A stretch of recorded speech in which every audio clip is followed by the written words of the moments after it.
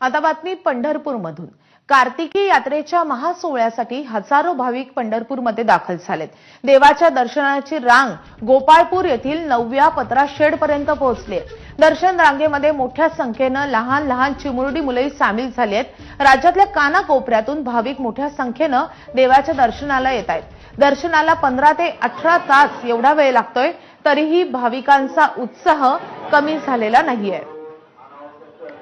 कार्तिक नवमी आहे, मात्र ज्या पद्धतीने गर्दी आज आपण पाहतोय ती गर्दी आता वाढत चाललेली आहे। कालपर्यंत ही गर्दी नव्हती। आज दर्शन रांग जी आहे ती गोपाळपूरच्या पत्रा शेडच्या 9व्या पत्रा शेड पर्यंत पोहोचलेली आहे। जवळपास 14 पत्रा शेड बनवण्यात आलेले आहेत। आज नवमीला जवळपास 9 पत्रा शेड भरून 10व्या पत्रा शेडकडे भाविक जायला लागलेले आहेत। मोठ्या संख्येने भाविक आता दर्शन रांगेसाठी येत आहेत। कार्तिकीची दर्शनाची रांग ज्या पद्धतीने आहे हे पाहता या भाविकांना विठ्ठलाच्या पायापर्यंत पोहोचायला जवळपास 18 तास लागायची शक्यता आहे। सध्या 24 तास दर्शन खुलं असल्यामुळे प्रत्येक भाविकाला विठ्ठलाचं दर्शनही मिळू शकते। कॅमेरामन सचिन जाडेसह सुनील दिवाणी, एबीपी माझा दर्शन।